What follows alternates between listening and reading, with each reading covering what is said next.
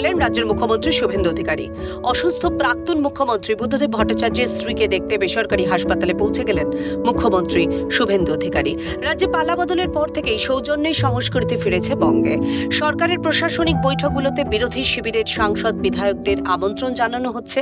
তারাও মুক্ত চিত্তে প্রশাসনিক বৈঠকে যোগ দিচ্ছেন। তৃণমূল জামানায় যে সংস্কৃতি কার্যত সোনার পাথর বাটিতে পরিণত হয়েছিল, সেই আমরা ওরা রাজনীতি থেকে সরে এসে দৃষ্টান্ত করেছেন নয়া মুখ্যমন্ত্রী শুভেন্দু অধিকারী। বুদ্ধজয়া মীরা ভট্টাচার্যের ক্ষেত্রেও তার ব্যতিক্রম হলো না। উল্লেখ্য, পেট ব্যথার সমস্যায় ভুগছিলেন প্রাক্তন মুখ্যমন্ত্রী প্রয়াত বুদ্ধদেব ভট্টাচার্যের স্ত্রী মীরা। গত 2 সপ্তাহে সেই সমস্যা ক্রমাগত বাড়ছিল।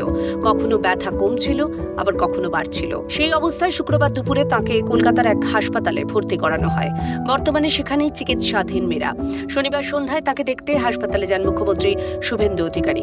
বর্তমানে তাঁর শারীরিক অবস্থা স্থিতিশীল, তবে মেডিকেল বোর্ডের পর্যবেক্ষণে রয়েছেন তিনি।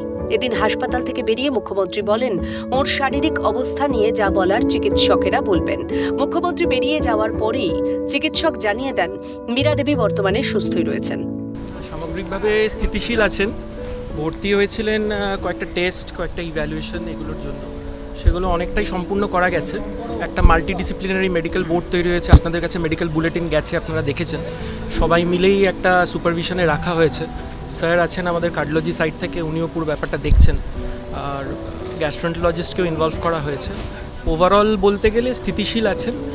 অনারেবল সিএম স্যার উনি এসেছিলেন, আজকে উনি সাক্ষাৎ করে গেলেন, ওনার খোঁজখবর নিলেন আমাদের সবার কাছ থেকে, ওনাকে মিট করলেন, আমাদের সবার সাথে কথা বললেন। হাসপাতাল কর্তৃপক্ষের পক্ষ থেকে জানানো হয়েছে, মুখ্যমন্ত্রীর সঙ্গে মীরা দেবীর সাক্ষাৎ হয়েছে। প্রাক্তন মুখ্যমন্ত্রীর স্ত্রীর উদ্দেশ্যে হাত জোর করে আশীর্বাদ নেন মুখ্যমন্ত্রী। মীরা দেবী সুস্থ আছেন দেখে খুশি হয়েছেন মুখ্যমন্ত্রী। সেই সময় চোখ দিয়ে আনন্দাশ্রু বেরিয়ে এসেছিল মীরা দেবীর। আর এমনি এখন পুরোটাই স্থিতিশীল। এখন ডক্টররা সব দেখে নিয়েছেন, কোনো অসুবিধা নেই।